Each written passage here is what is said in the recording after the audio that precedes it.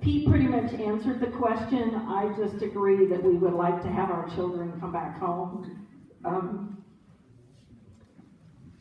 I also know that the Google Center that went into Hood River, the Dalles area, it had to do more with the closeness to a big airport. So we choose to live in Harney County, which is a long ways from everything. And sometimes when we look at new industries coming into our communities, those people don't share our desire to live so far away from places.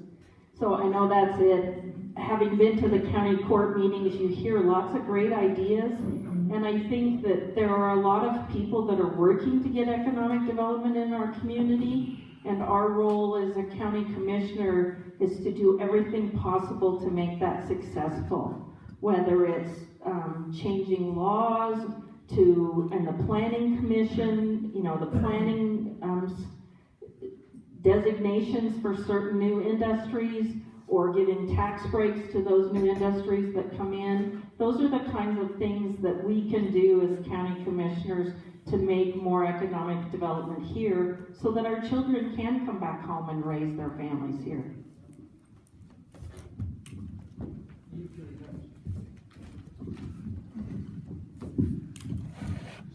Economic development is something that's near and dear to my heart, for the mere fact is, like what Shauna said, is I want my boys, my 3 boys, I want your kids, your grandkids, whatever it might be, to have the opportunity to come home if they so choose.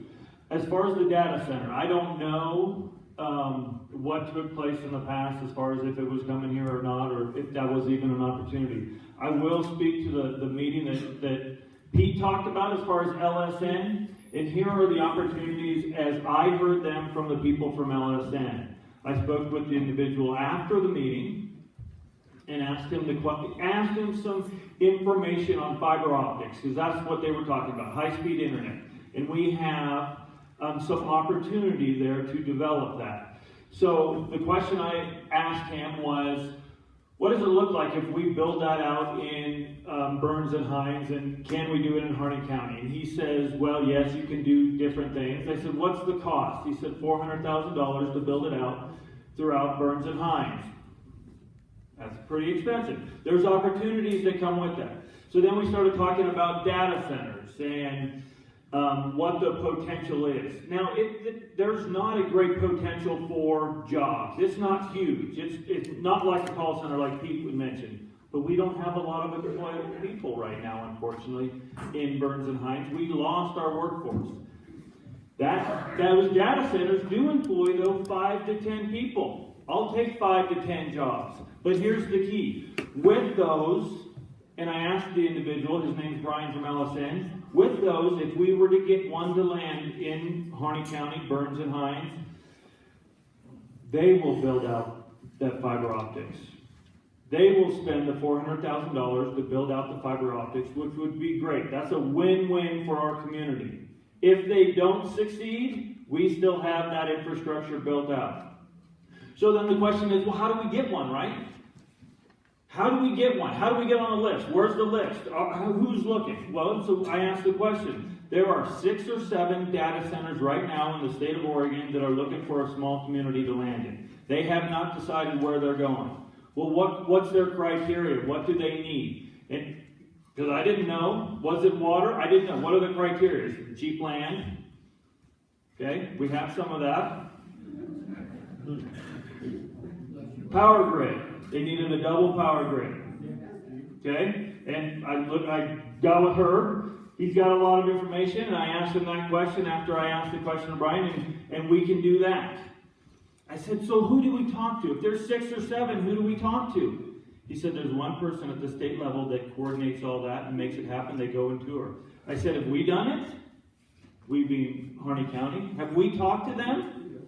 Well, I mentioned it to them, but I mentioned it to this person at the state level about her Burns. They were interested in coming, but you guys haven't shown much interest.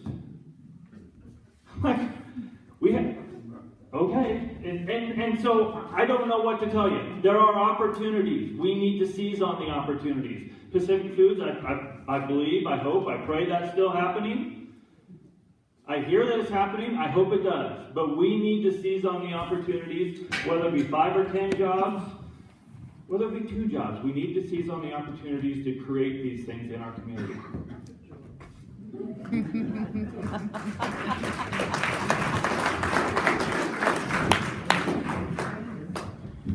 Brooks, did you pull my plug? No, You tried. I wouldn't do it. Anyway, and I was not privy to the earlier data center and why they needed water. I have a fair amount of background in heat exchangers, water to water, water to air. There's all kinds of different ways to dissipate the heat out of those. And with water to water is just like water to air, and you all know what water to air heat exchanger is. It's the radiator in the rig that you came here in. Now water to water, you just take water, you put it in a different type of radiator that has water on both sides of it, and you can take that same water, you can pump it out of the ground, but now we're not going to lose that water because we're going to bring it up, we're going to put it right back down, and if you discharge it at a low enough level, there's a minimal amount of energy in that. Now, we need the 2 grids for the data centers, that's so that they can stay online. If somebody topples a power out, transmission line out here, you know, a tower or something happens to it, you need that alternate source so that they're not out of service. They need to stay in service. One of the difficulties that we have here, and I think we ought to be working on it, whether it's the present county court or if they remain a county court or a new county court, is the cost of power. Now outside with Harney Electric, and I've been on both systems, outside with Harney Electric, it's pretty dang good. It'll compete with anywhere. Pardon me. But when you go to OTEC, and I will name them specifically because they're the ones that are in town, when you want to establish power or so, it's going to cost you dearly. I have 2 examples myself. We had a shop, I wasn't using it. They came out and cut the wires, 70 feet of it. It wasn't hanging low, it wasn't hurting anything. But it did cost me over $1,000 to get it put back up when I had an opportunity to rent it, because they took it down. Whoever I bought from, somewhere back down the line, had paid to get that in. It wasn't deteriorating. There was no reason other than that's another way to get revenue. My wife and I were looking at putting a house up on the top of, well, just over the top on Radar Hill. I got a quote. And when we put the offer in, I thought, I'll put a number up there so high there's no way that we'll come close to it. So in our offer, it said to get power to the house, $10,000. Boy, was I wrong. $66,550 for a little over a mile. And that wasn't buying any right-of-way or clearing anything. That was just to put the line up after we did all of that. So we need to be going to OTEC and having some serious talks with them about helping provide power so that we can get somebody here.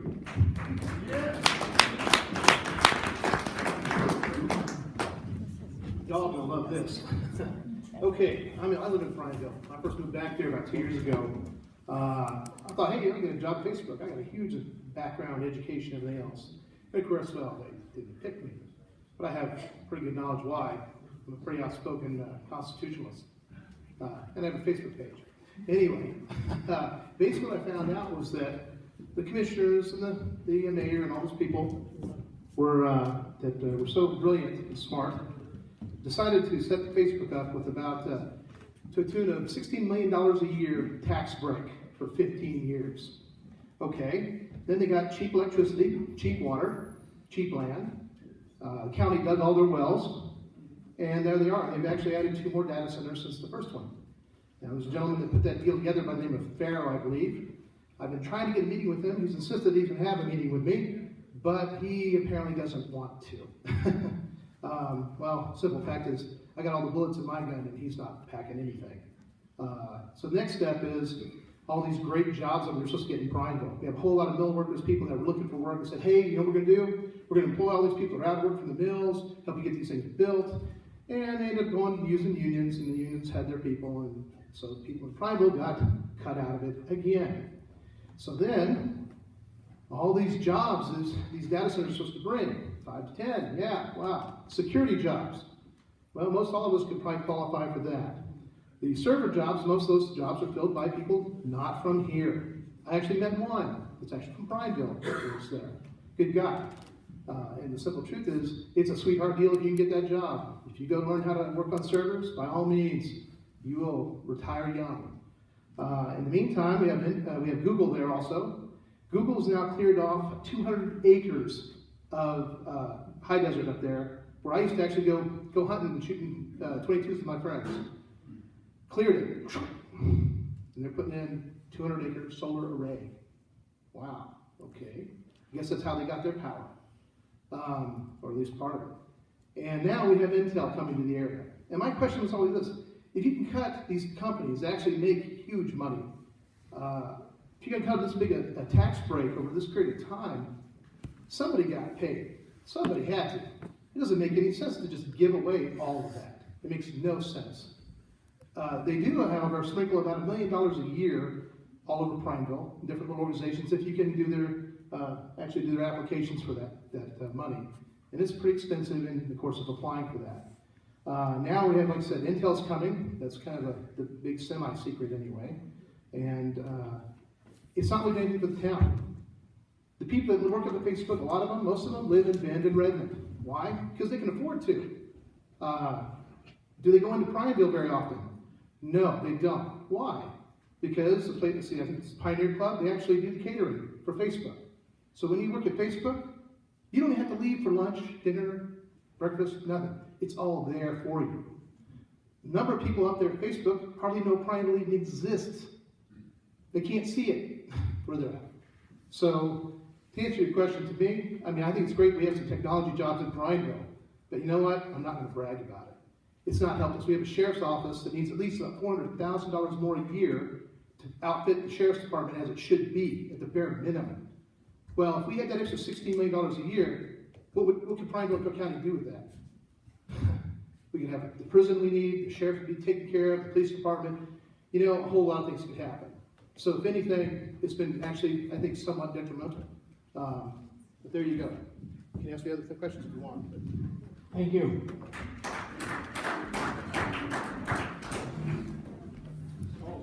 When it comes to jobs, the governor, the secretary of state, and the treasurer, they make it the land board. Okay, you elect me governor, you elect Sid Lycum, secretary of state, and you elect Jeff Goodman, treasurer. And we're back in the woods. We're logging, we're mining, we're doing all the things that we need to do to get our jobs back. And the other thing is, right now, you know, he's just talking about tax breaks for businesses. Right now, they're planning on putting on the initiative ballot a tax that raises business taxes 250% in Oregon on the initiative process. Okay, so that's what they got planned. And here's how they're selling it. Schools are failing because businesses aren't paying their fair share. You heard that on the news yet, or on advertisement? That's their mantra. Okay, so what we're going to do, we're going to push back. We're going to say, look, right now we're charging businesses $1 billion every 2 years, every biennium, right?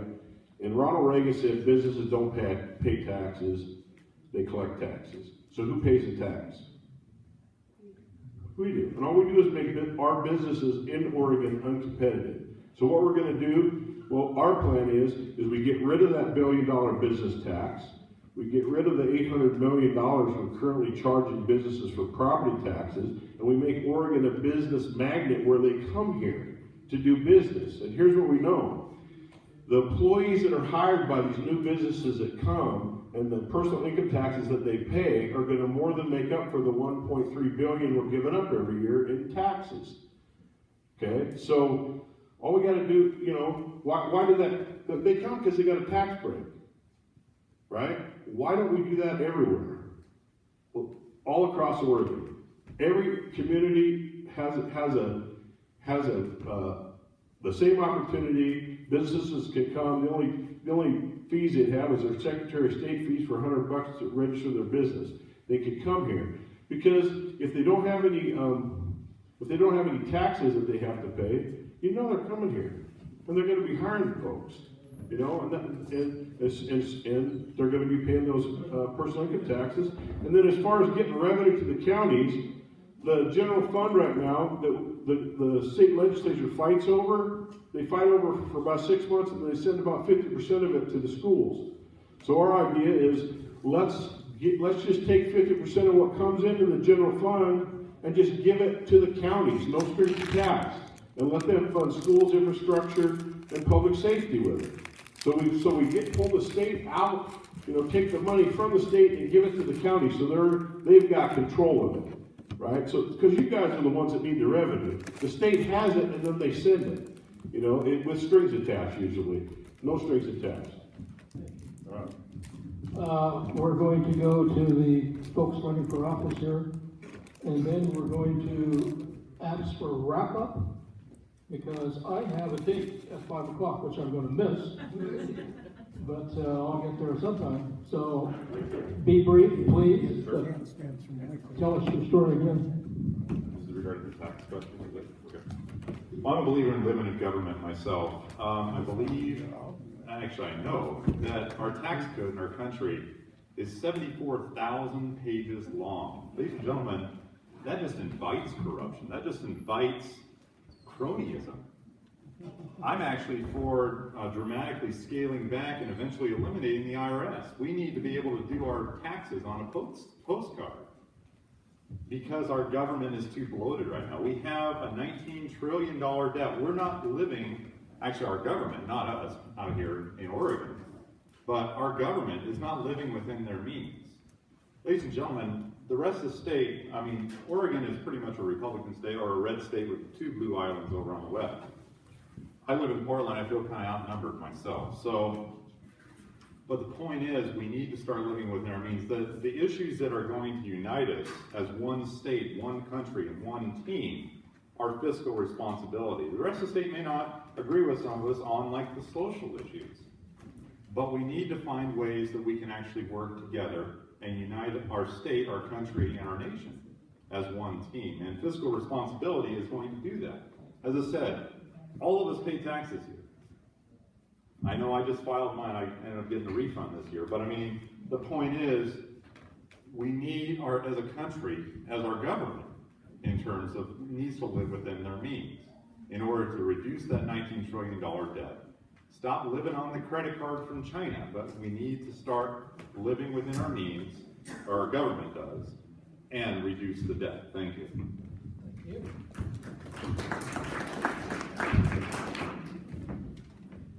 Thank you. I told you I went to that March 1st meeting at the county, and I got some figures about the AUMs. They took a graph to Washington, D.C., and it started in 1950, where the AUMs in Harney County were 18.2 million, and as of 2010, they're 8.3 million. That's a reduction of 9.9 million AUMs. So I just did a little bit of figuring, because I know that there's a lot of ranchers out there that their AUMs have either been suspended, or they've made a voluntary cut, or like us down there, we've taken a voluntary 14% cut back in the 80s, and they said we'd get it back, and we never have.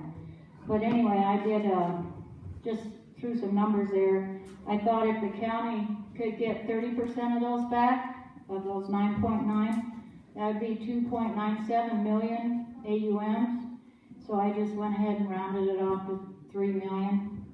And then I divided that by, that'd be 3 million AUMs. So I divided that by 6 months, because most ranchers are out on the grazing allotments and stuff for 6 months. That came to 500,000 cows.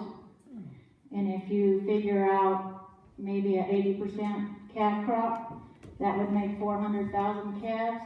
And last year the calves were bringing anywhere from 1,000 or 1,100 to some people got 1,600 a head. And so I went on the low end of 1,100 per calf. And with those 30% or 3 million AUMs back, Harney County would, the ranchers in the community, it's $440 million per year. And that's why we were, back in the 70s when we did have a bunch of AUMs. But I mean, I could tell you that with $440 more million a year coming into Harney County, and that's not even counting anything about timber. This is just your local ranchers. That there'd be businesses coming to town trying to get some of that money because these ranchers have to spend that money. They would be buying fuel, maybe making more hay ground. They'd be building things, so they need more lumber and more supplies. And there'd be people coming into this community with those kind of services for that kind of money. Thank you.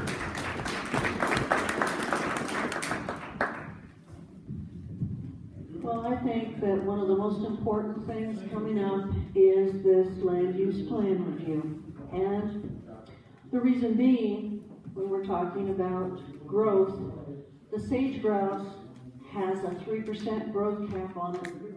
I don't even think that brings us back to where we were when the economy started going south. So I really think that all of you need to be paying attention, and it will be open to the public, but we need to get the word out on what's happening on this land use planning, because that's what affects everything in this county.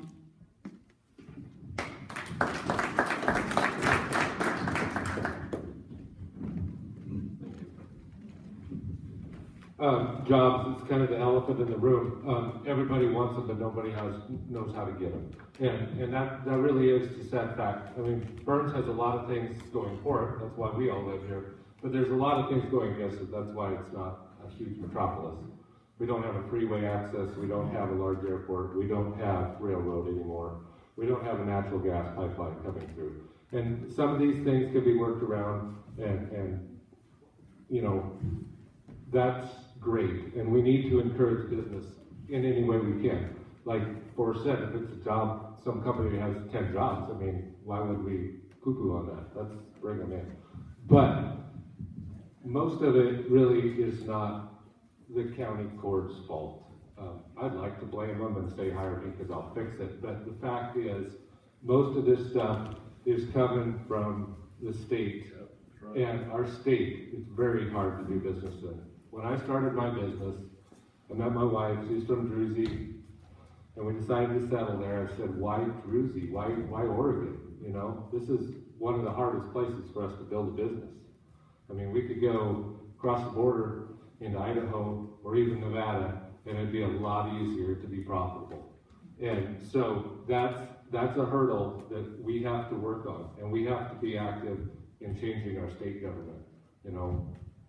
Chuck may be just the perfect person in right here. But we do have one industry, it's called agriculture. And as Sis pointed out, I worked as a cowboy for 25 years. And when I started, you got tired of one job, you just called up a neighbor and you went over there. Now none of them have cowboys.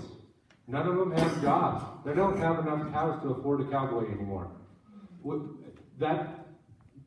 How many jobs is that? How many, those cows, 450,000 cows, how many cowboys does it take to take care of those? That's quite a few, just there. What about the farmers? I mean, now the state has said that they're going to shut our water off. That's basically what they said. They're going to do a 5-year study and they're going to analyze all the data and everything else, but that's their objective. And if that happens, I mean, we don't even have agriculture. We already let timber go. It wasn't necessarily our fault. But It happened, and it's gonna be very hard to bring it back. We need to do everything we can to bring it back, but we need to focus and protect what we have. And we need to get the industry we have running at full speed again.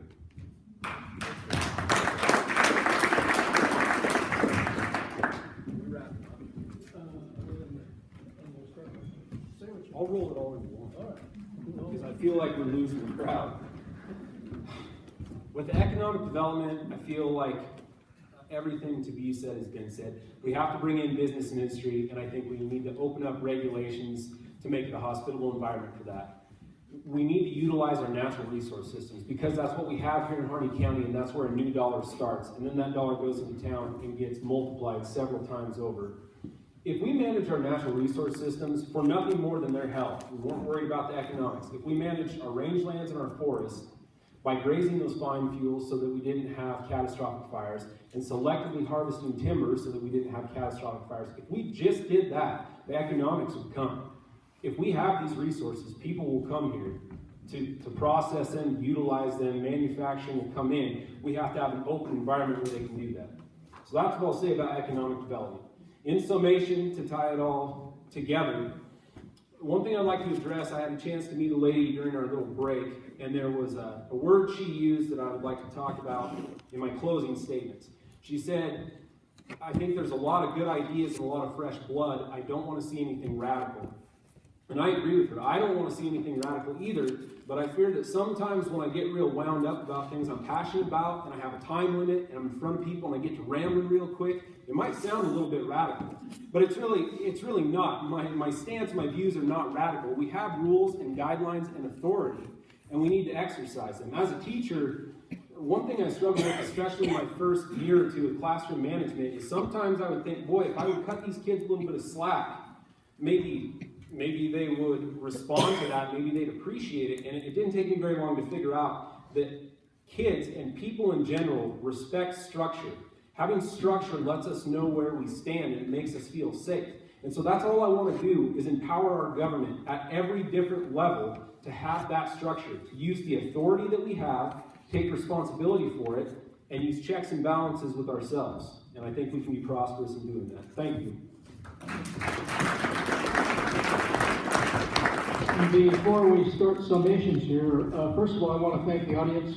You've been very polite, you've been very attentive, and I appreciate that for a venue that I don't think we've done like this before in Harney County. And hopefully we're going to do some more candidates for the election. I want to thank all of you for your generosity and being here, the time you've taken, especially people from out of the area. That's very nice of you.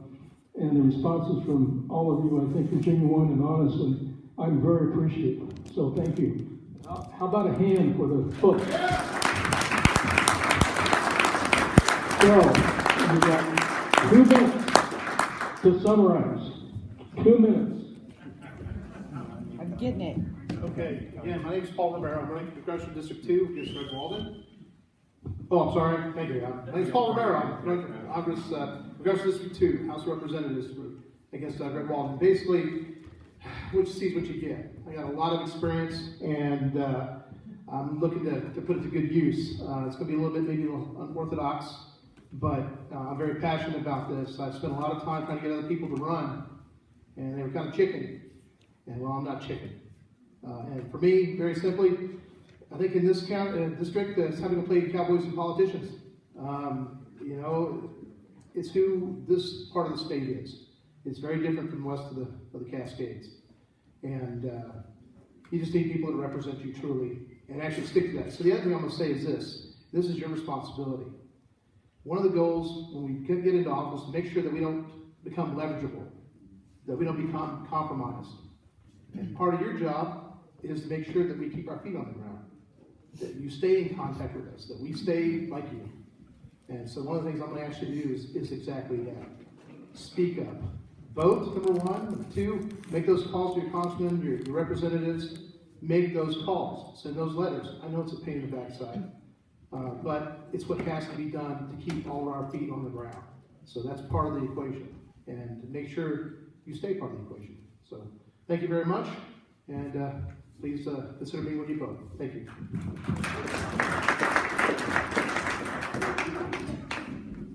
What kind of flip-flop there? Can't plan ahead. Just a summation, I'm not talking about state sovereignty. You know, we understand the struggle that we have with judicial, executive, and executive, judicial, and legislative, right? At the federal level and at the state level, right? There's a struggle that goes on between those three branches of government.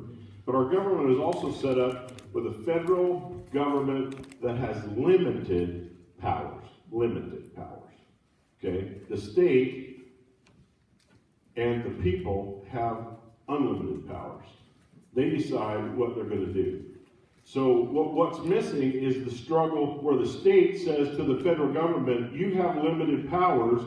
This power you're trying to exercise on me, you don't have, you're out of here. Okay? I'm going to exert state sovereignty in Oregon as the governor. Okay? The BLM, when the law passes in Congress that restricts your rights on grazing, it doesn't affect you at all. You know why? Because there's a little line at the end of that act that says, this act does not affect rights already established, right? Whether it's an Endangered Species Act, no matter what it is. But the problem is, we don't have our state folks backing us up. So when the BLM's there and they say, hey, look, here's this new law, it applies to you, and you know, if they push hard enough, they get you to do it. Well, you know what? You say, no, thank you. I've got grazing rights that go back to 1880s, and the act that you just passed, there's a statement there that says it doesn't affect me. Okay, so as governor, we exert state sovereignty. There's two levels of government that every federal agency is going to have to go through before they get to Oregon businesses or before they get to you as an individual. That's the governor's office and the sheriff's office. We're going to have 36 constitutional sheriffs in the state of Oregon, and if a federal, I'm talking IRS, BLM, how many of you guys like to be audited by the IRS? You've been, right? 3 years in a row. Okay, but they got to bring that to the governor's office, and they got to show wrongdoing, and they're not going to see you. That's the point. So I got my information over there. Make sure you pick it up. It spells out that sovereignty stuff I'm talking about.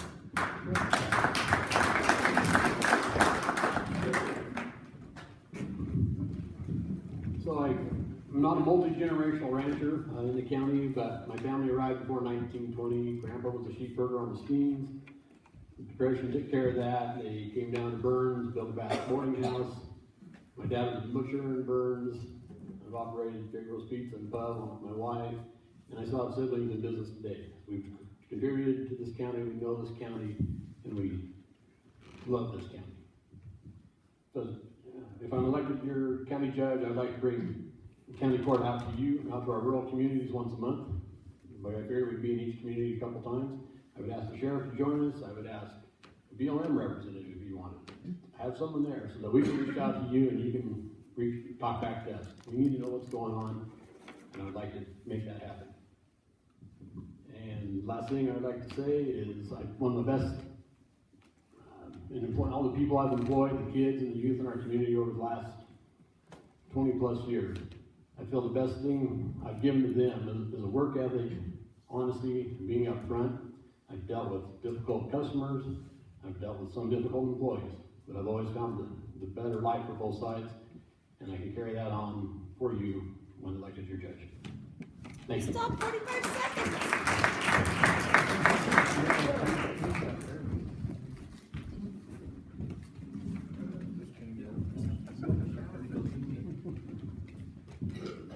Thank you everyone for coming out.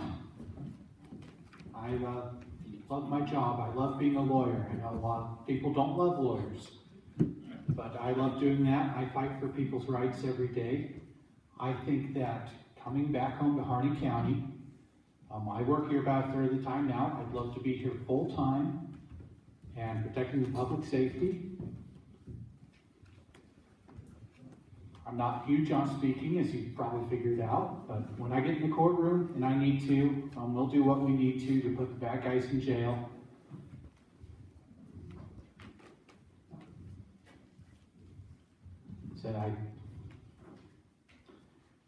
Again, I'll just thank you all for coming out. If you have any questions, feel free to ask me. I do much better on a one-on-one. Thank you.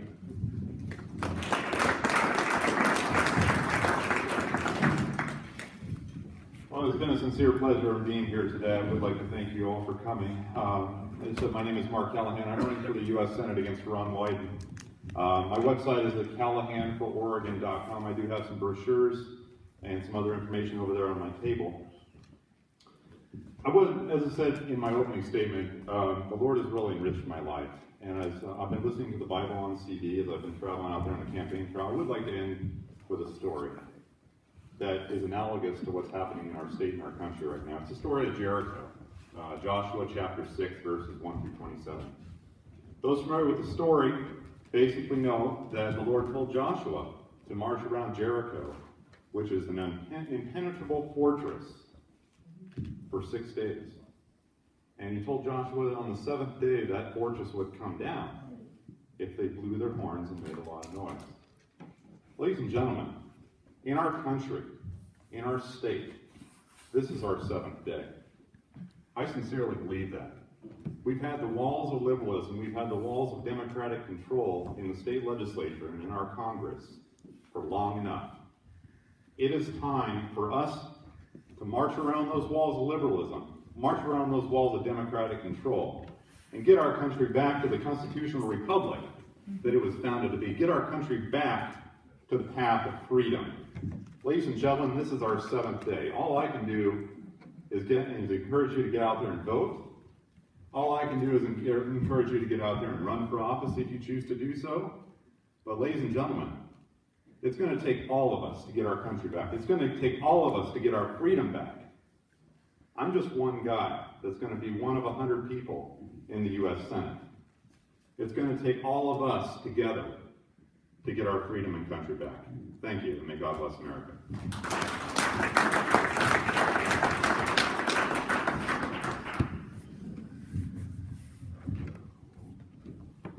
Well, there's been a lot said. Thank you all for coming.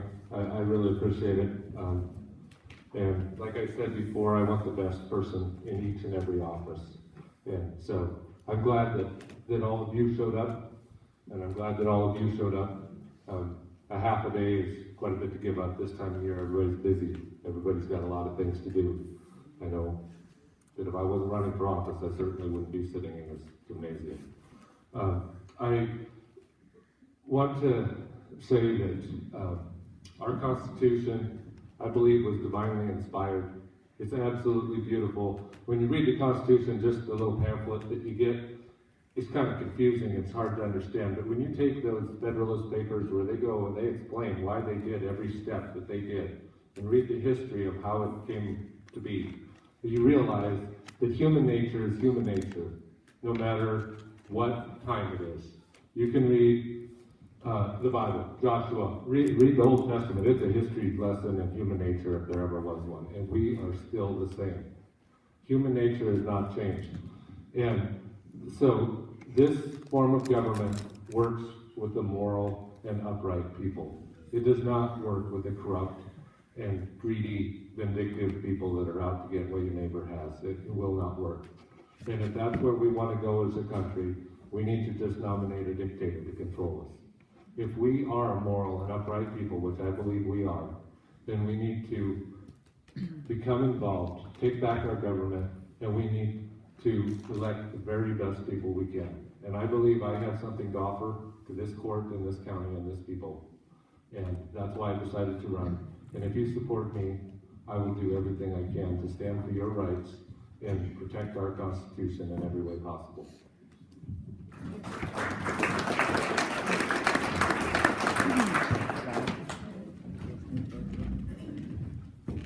Thank all of you for coming today, and thank you for this format. At least we had some time to express our opinions, our views, and somewhat of what we've been doing. Been a lot said today, a lot of problems pointed out. We do have a lot of problems. Things are not perfect, but there's a lot of effort going into resolving those issues legally and in the way that has to be done. We can say, well, we'll do this or we'll do that, but there is protocol, there is procedure for doing things. You need to abide by it to be heard. I've been at this 20 years. County Commissioner for 20 years. Been dang proud of it. And the more I hear today, the more proud I am of what we have been doing collectively. Prior to that, I spent 19 years with various organizations. Pamphlets back there, sheer decision. I said up front that I had made the decision not to run. There's too many positive things going on in Harney County to selfishly say, nah, I'm totally out of it. We need a chance for people to learn, to become acquainted, to learn the people they need to deal with to do this job. It isn't all you got to do. Yep, there goes the 30 seconds. Thank you, Jan. Appreciate you guys sticking around and taking the time to come and listen, and thank you for this format.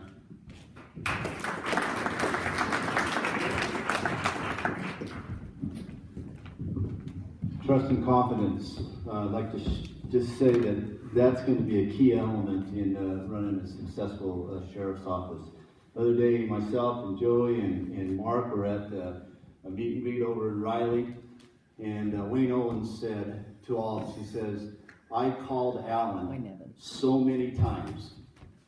He did. He called him my home on duty because he had trust and confidence in the things that I did for him. So many times. Mick Miller, Chance Miller, Dale and Pat, they're at the Riley store. Sheila at the Buchanan store. So many people have called me day or night because they had trust and confidence in me. Not that it was a state issue, these were county issues, and they still called me. I'd like to share you a story. His name was Ray Anderson. He told me just the other day, I saw him at the donut hole. Yes, cops like donuts. And he said, Alan, he said, you took care of me when I needed it the most. He said that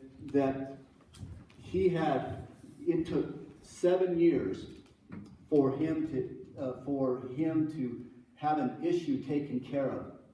Not by the sheriff's office, and these were his words, that they were assigned this.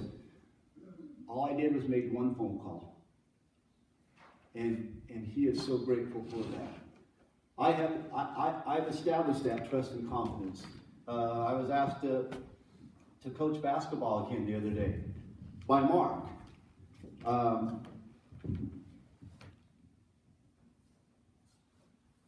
That is a huge key. And my friends, I've been here 18 years, and I think I've established that. And I think that I can lead the sheriff's office. I got weaknesses, but I think I have a lot of strengths, and don't we all, in those areas. And so I believe that I can be the right person for this job. Again, I'm running not against Dave Ward, I'm running for me. And I appreciate that. Thank you.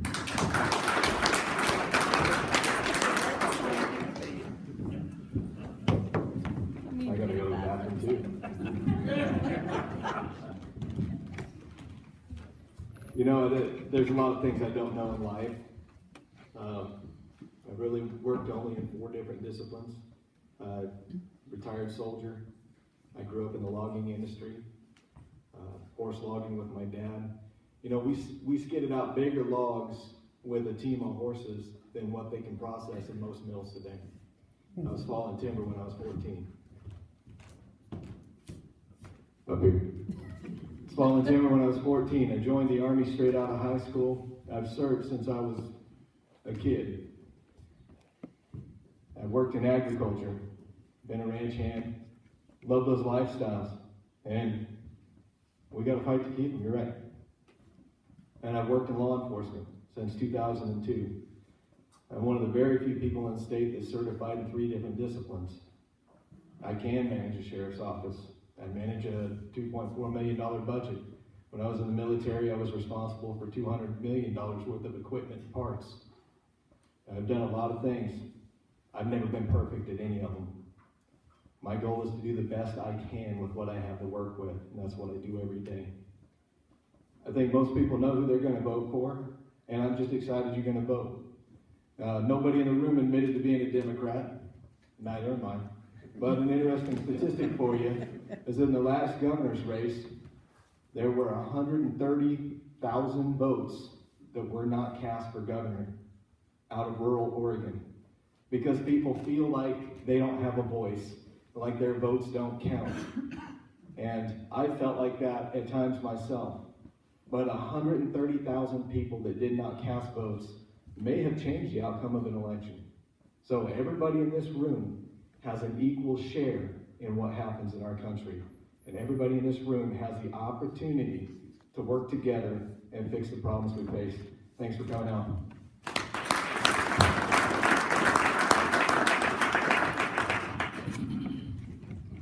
I'm a non-affiliated. Overreach is not limited to the federal, state, or the UN. It does include the county, especially when it comes to private property rights. I think planning and zoning, and a lot of these laws come down from the state, but they're making decisions for you without your permission. And sometimes that would only take your signature on a building permit or something. I'll take the example of cell towers. If somebody was going to lease, you had a cell tower on your property and that company was going to lease it out and wasn't going to tell you about it, but they have to come get a permit from the county. The county could merely require your signature that you knew who was going to be on your property.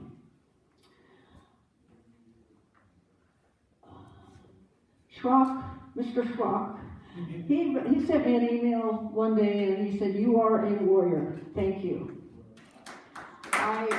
If I tell you I'm going to do something, I will sure try. So I would really appreciate your vote in supporting you. Thank you. Thank you. Thank you for having me here. I enjoy being here and appreciate you guys inviting me. I think kind of one of the big lessons that I learned from the occupation was that government should be doing a better job of basically PR, getting their message out there as to why they take certain actions, especially like, let's say, with the district attorney's office. If there's a big controversial case out there, the government, not prior to the trial, but afterwards, should explain why it took the decisions, why it made the decisions that it did, and explain what happened in the case. Explain the context, explain the facts. I don't think we do a very good job. I think part of that, there's a little bit of arrogance because, hey, we know what happened, we know we're right, and we shouldn't have to explain ourselves. I think an ounce of prevention is better than a pound of cure. It's much better to be just upfront, and we need to do a better job with messaging. So, I think we have the obligation to do that. So when I'm confronted with misinformation, I feel obligated to address that head on, okay? So I'm not going to apologize for speaking the truth. Bill said that I embarrassed myself earlier. I am not embarrassed for being passionate about the truth. I took this job and I'm running for district attorney because as a district attorney, every decision that I'm faced with can be answered by answering the question, what is the right thing to do? And I'm going to do the right thing regardless of whether it's politically helpful or hurtful to me. I'm going to do the right thing regardless.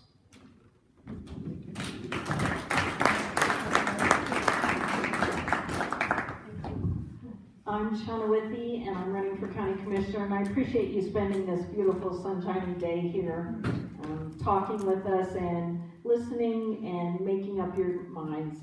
I have a desire to serve you. I think I have the skills needed to be a good County Commissioner. I am passionate about Harney County. It's where I live. It's where we raised our family. It's where we own land. It's where our home is. I appreciate you being here. Please vote.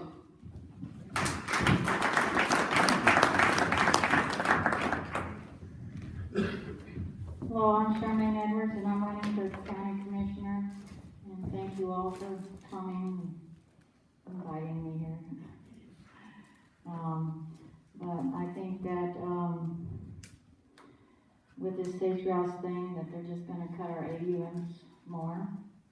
And I feel that if they do that, then we're just going to have more catastrophic fires than we already have. And all it's going to do is burn up the grazing allotments and all the habitat for the sage grouse. So in actuality, as far as I'm concerned, it's not about the bird no more than it was a spotted owl. It's just to get rid of us. Because for public lands, it has to be lands with no valid existing rights. And the way you do that is you get rid of the grazing allotments that the ranchers own. And then everybody's off of there. There will be no hunting. The Steens Mountain Wilderness Areas, it sounds like it's a pretty good example of that. I hear they're closing roads up there and won't let the public in. I don't know if there's any hunting up there, but I'd assume that probably not. So that's what's going to happen if we do not stand up for our rights and protect them and defend them, especially now when this is coming up. And that's why I'm here. It's because I want someone. Even if I don't get elected, I'm making relationships that who does get elected, maybe they'll, not think I'm just some stupid rancher from the South End. So I just hope that we can all survive this and we do what's right. And God bless you all.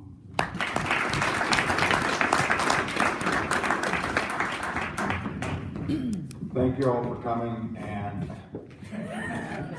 way to start it out, Jan. Anyway,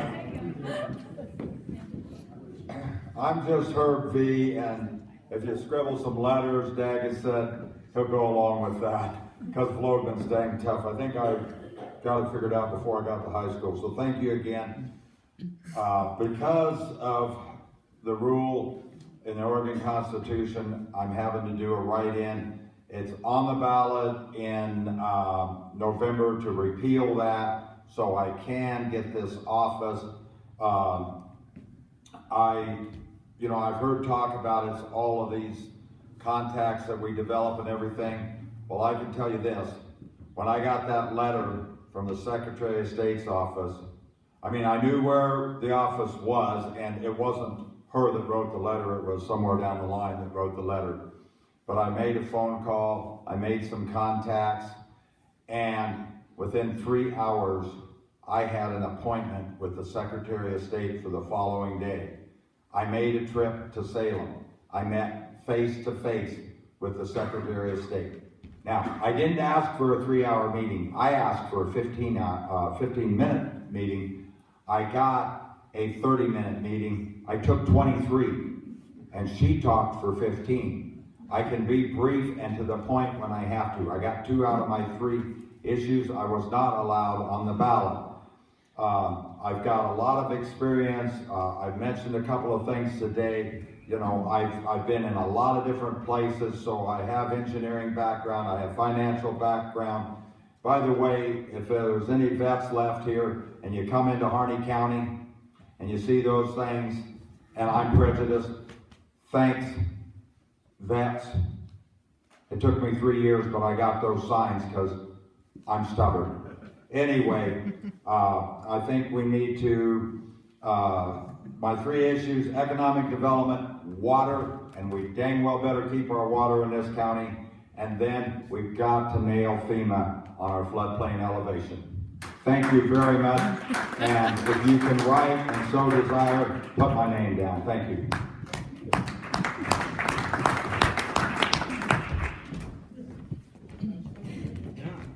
I guess I'm the last one, so just remember my name, Forrest Katie, and you can write that down, and I'd be a happy person.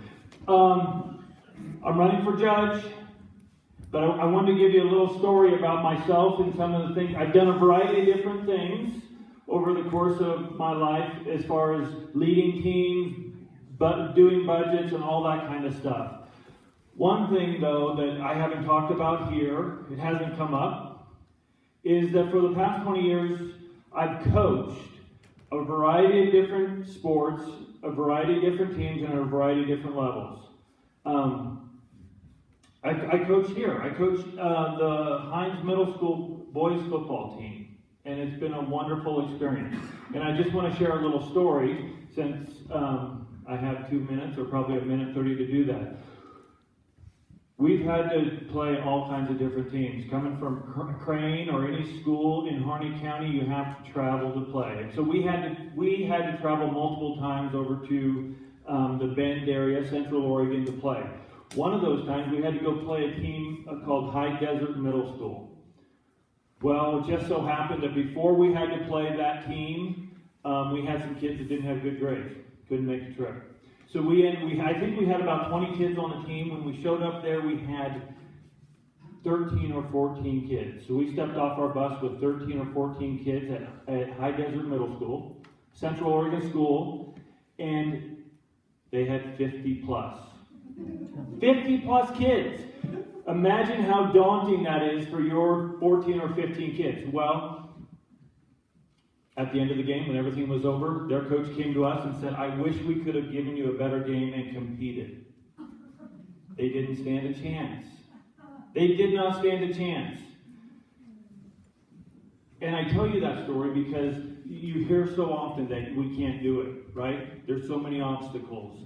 You know, it's daunting. We don't have a workforce. We try. We can do it. We can do it. Thank you. Thank you, everybody.